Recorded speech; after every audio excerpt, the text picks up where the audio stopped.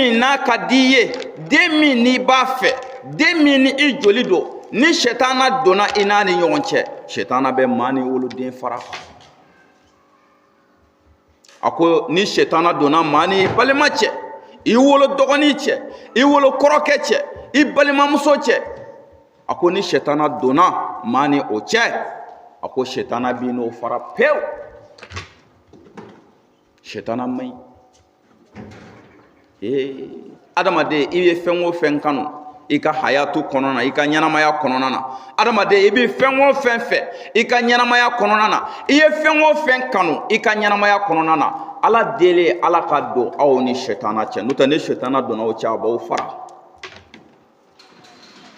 An b'a ɲini ala fɛ, ala an bɛ dɛmɛ ɲini fɛ i k'an kisi ka bɔ shetana tɔɔrɔ ma.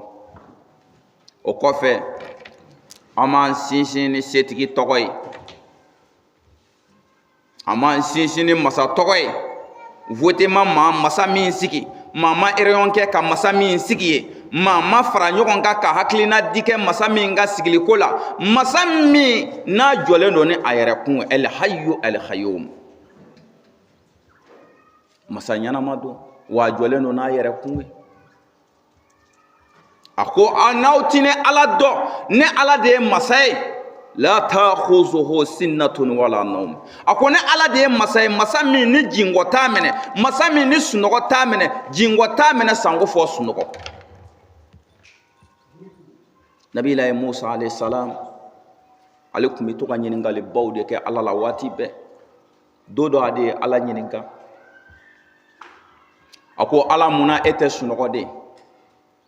E ala de ko i yɛrɛ ma, a ko la ta'khuzu sinnatun wala nawm. A ko jingɔ tɛ e ala minɛ, kuma tɛ sunɔgɔ ma. Ala munna i ti sunɔgɔ? Nabila Musa ye nin question de poser ala kun don dɔ. Ala ko a ma, a ko Musa, a ko i b'a fɛ k'o dɔn? A ko kosɛbɛ.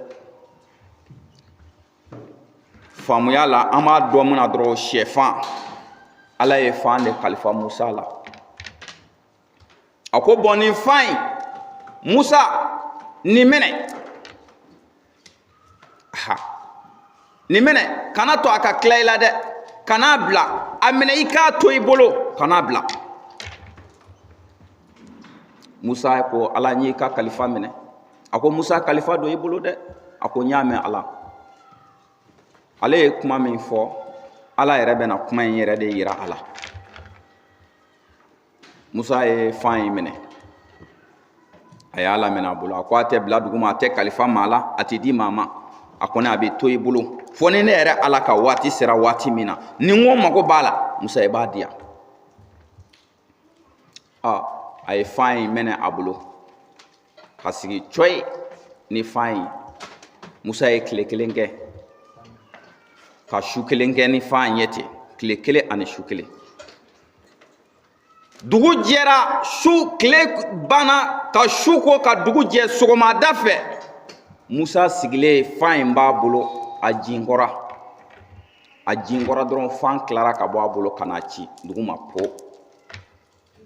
A girinna ka wuli, a ko ala ka kalifa cira dɛ. A ko ala ka kalifa tiɲɛna n bolo. O yɔrɔ na da bɛɛ ala kumana Musa fɛ. Ala tun bɛ kuma Musa fɛ da ani da, mɛlɛkɛ kun t'u cɛ.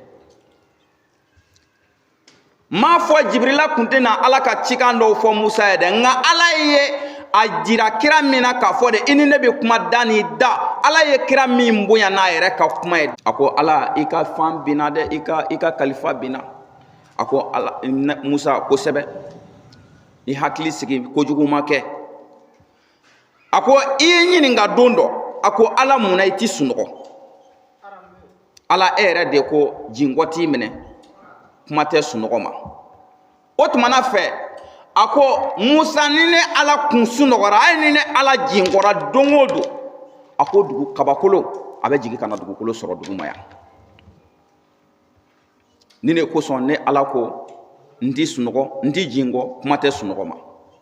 Ni ne ala sunɔgɔra, sankolo min bulolen don, a bulolen don ni fɛn min ye ala de b'a dɔn. Tile min n'o bi bɔ sankolo la don o don ka taa bi, a bulolen don ni fɛn min ye ala de b'a dɔn. A bulolen don ni ala ka masaya gundo de ye. O tumana fɛ, masa min n'a tɛ jingɔ, masami n'a tɛ sunɔgɔ an m'an sinsin ni o Ala subhanahu wa ta'ala tɔgɔ barikama ye. Masa min n'a ko kun fayakun fayakun, n'a ko kun fayakun. Masa min n'a ko fɛn o fɛn ma ko kɛ a bɛ kɛ.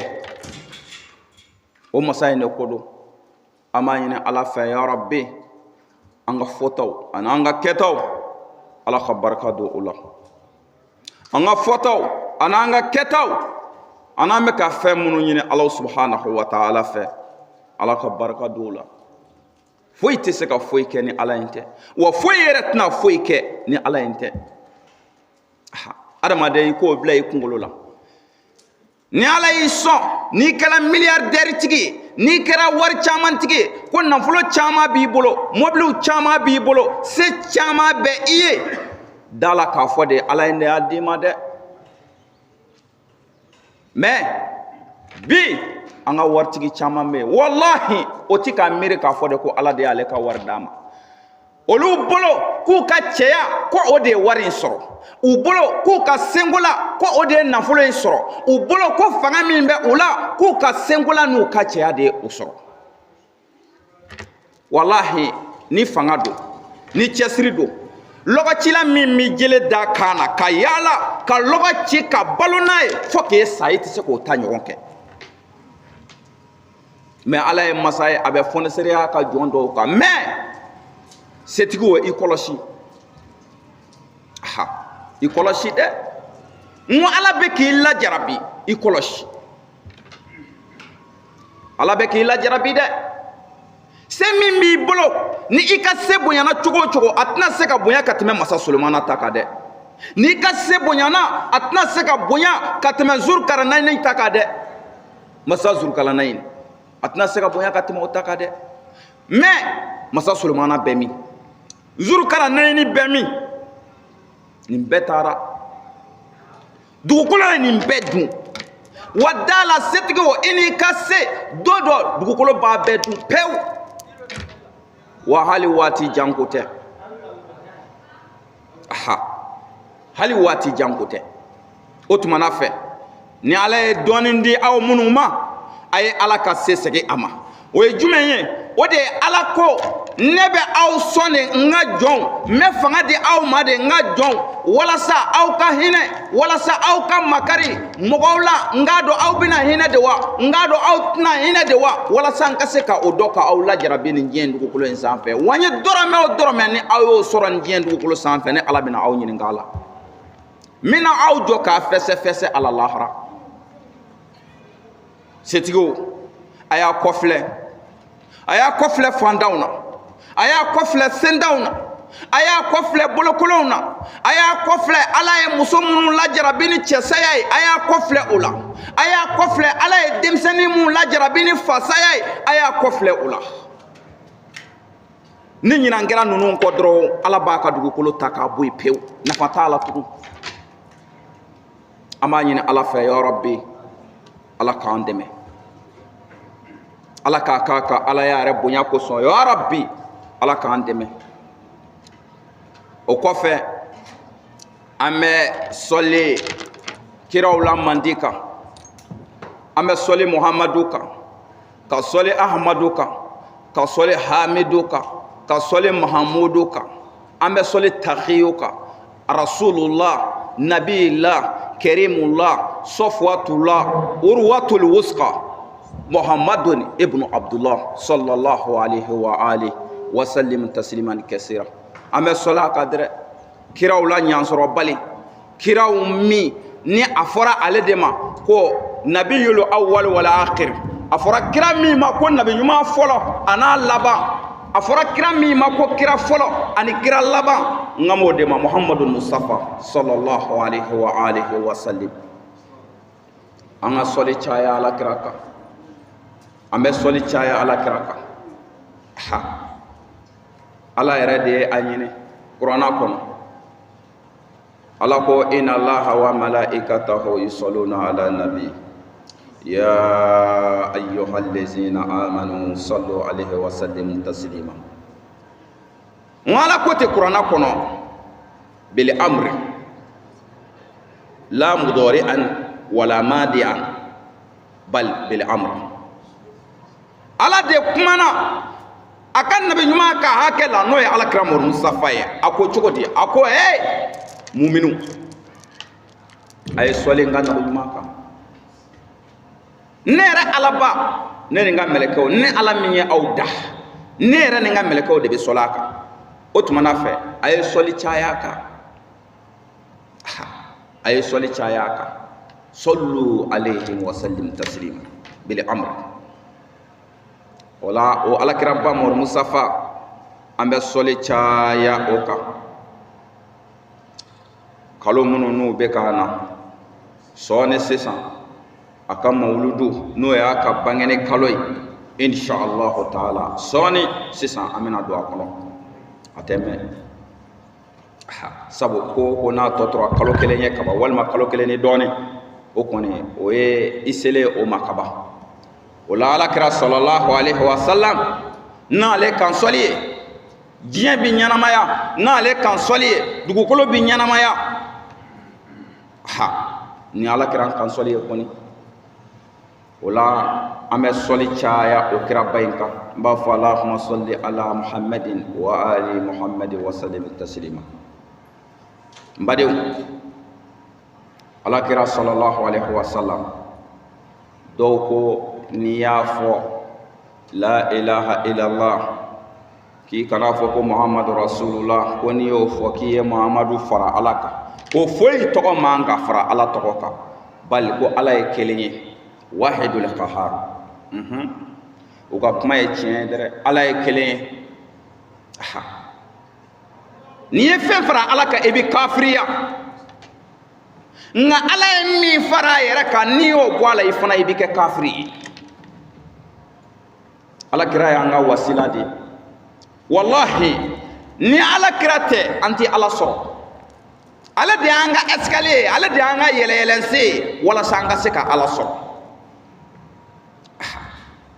N baden, i hakili sigi dɛ, i bɛ ka kuma minnu fɔ i hakili sigi, i k'a woloma ka ɲa.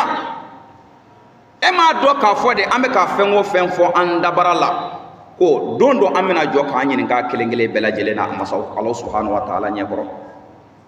N'i miiri o don in na i b'i ka fɔtaw dɔn, n'i y'o miiri o don in na i b'i ka kɛtaw dɔn. Alakira ye waraba ye dɛrɛ. Wallahi n'ale tɛ an tɛ Ala sɔrɔ. O tumana fɛ o kan sɔli o de ka di Ala ye, o kan sɔli o de ka bɔ Ala bolo, sabu Ala yɛrɛ de ye yamaruya kɛ ko ka sɔli a kan, k'ale yɛrɛ n'a ka mɛlɛkɛw bɛ sɔli a kan. O tuma anw minnu n'an ko an dara Ala la, an dara alakira Muhamadu Mustafa la, k'an fana ka sɔli caya o kira in kan. Donc an tɛ sɛgɛn o la dɛ, maa ka kuma t'an bɔ o kan, maa ka bagabagali t'an bɔ o sɔli la. An bɛ sɔli caya alakira Muhamadu Mustafa kan sallallahu alaihi wa sallam tasliman kaseera. N baden, don dɔ alakira sallallahu alaihi wa sallam a ka sahaba dɔ tun bɛ yen. A ye alakira ɲininka, o bɛ kuranna kalan na, u taara se aya dɔ ma. A ko yawma yunfaku fi suri fatatuna afwaja. A ko don min ni buru bɛ fiyɛ, a ko nin don in ni aya in ne bɛ nin kala kuma bɛɛ ya Rasulallah. A ko nka aya in ne b'a fɛ e yɛrɛ de k'a kɔrɔ fɔ ɲɛna. Nin aya in bɛ ka kuma mun kan, a ka muradu ye mun ye, a ka laɲini ye mun ye? O kɛra min kɛ alakira kasira. Kira kasira fo a gumusi ɲigira a ɲɛji fɛ. Wallahi misiden de ja ka gɛlɛ waraba la. A ba ne tɛ n'o y'a ye, wallahi fulakɛ tɛ se k'a wala jɔ tugun. Alakira bi Ala dɔn, alakira bi lahara dɔn, gɛlɛya min b'a la ngwa ka saro yele fe ala de tara na ye sana saka sana yele fe ay isra wal miraji don no ya ka sana yele don ala de janeme ani aljine ala tara bela jele de ira ala kira la ka fese ka ira ala nyangata min ba kono ani here min no bi aljine kono ala de ya be ira ala kira la pew ka ba mbade ifarati de ate kono ko ni de abe bane wa kene ya mimbi labi fanga mimbi labi se mimbi yebi ate kono ko ni abe bane dala ka fode ni sei ni fangai ni kene yai ni bela jele be ni jamfa dodo aha ibena to masa de bulo masa meni alayda min al adami ka bondayana amba yin ala fa ya rabbi sayaban soro dono ka soro ani Allah subhanahu wa ta'ala cekan ola sahaba kay ay ala kira nyin kayna ako ala ye ni fo qur'ana qur'ani aya fo qur'ana kono otuma ya rasulullah nana de ika afonyana aya en koro beti sahaba min ye kira nyin nga muazu bunu jabal kira ye muazu jabi ako ya muaz ako sa'altani an amrun azim ako muazu ye nyin nga ko balade ako ye nyin nga femina ni ako muazu ako ye nyin nga fembele balade ako ne alakira mor musafa mando nebi na wuli lahara jodo ne mando mena wuli to sharu ummati ala 12 sinifa ako ne mando mena wuli lahara do jamakulu tan anifla mbade iklo mada ikalami wallahi silila chaman be billahi nous ma changer nous ma yalama kishite de sundona chama be no lu ma yalama kishite ha ikana sika wala fiyo jamakulu ta anifla mais jamakulu kelempe o de bi kishi tani kele bebi ta janbe kono muazu bunu jabal de ala kira nyina ala kira ko akwale mando de bina wulillah harajma kulu ta anifla 12 silifa ajma kulu fala yuhsharuna min quburihim ulu be wuli kabo kaburu kono laysa lahum yadan wala rijlan ulu be wuli kabo kaburu kono sendula bolotula u senda bolonta de be wulu seun tigeleno u bolo tigeleno u mulungutula ma de be wuli kabo kaburu kono sabu lahara ni jien wulila abe fo kene mi ma ko jodo kene tasuma de be mo genge ka kunke jodo kene ka noye arasatul jamuhi kene tasuma de be adama do genge ka ke o kene ka adama do meke aran folola jino be ke ko lu kori meleka bi soro ka ke ka lu kori kiribe fengrima flane adam alache o adama de ani jinaw de sabu ala ya anda ka hakli di ama ala ya anda ka famuya di ama anga se ka ko wala wala ndo anga juguma ani nyuma do ka bo nyona wode ko so adama de ani jine olu be fese ko sebe la haraw ka fese ka gele ko sebe aha otmana fe jamakuru folo ala kira ko akolu bena wuli kaburu kono umulungutulama de be wuli olu bina lahara kene soro cogodi olu bina jodon kene soro cogodi do ka kiribiti ko fo karsadun ama yan soro de folo de aka nyumana aka juguma o de flenye otuma janime de do aya bla janime kono place wora tala ni janime te meleke u beta o ta mununga bara o bara en dongo o be bla janime kono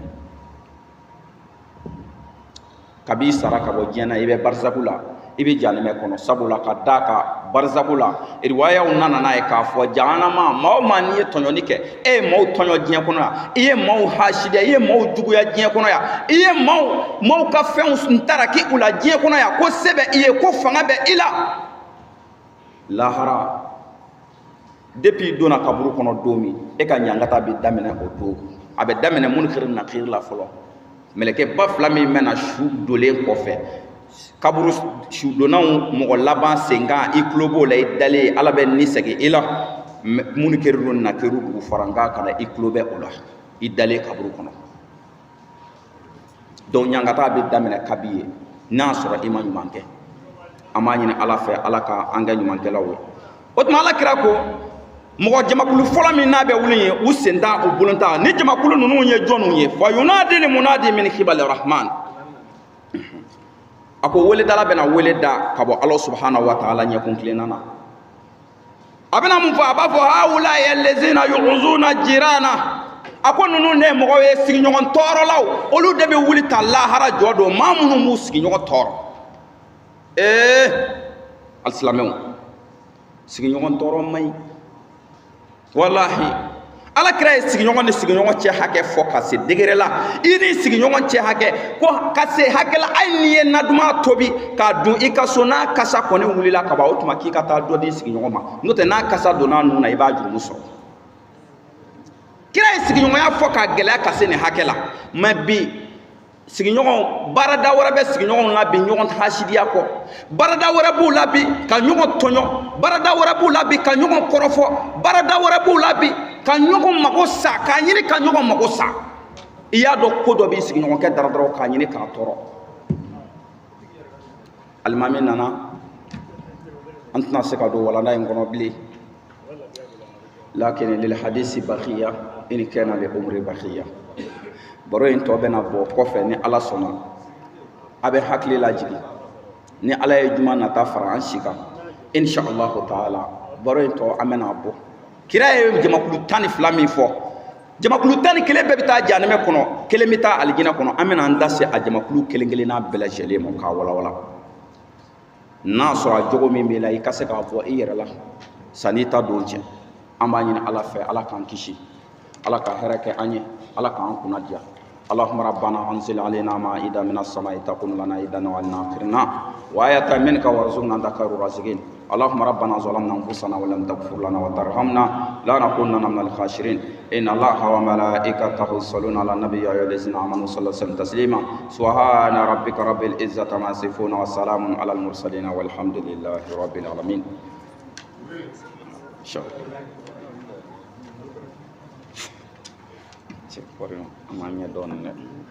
السلام عليكم. أي شكرا الله شكرا.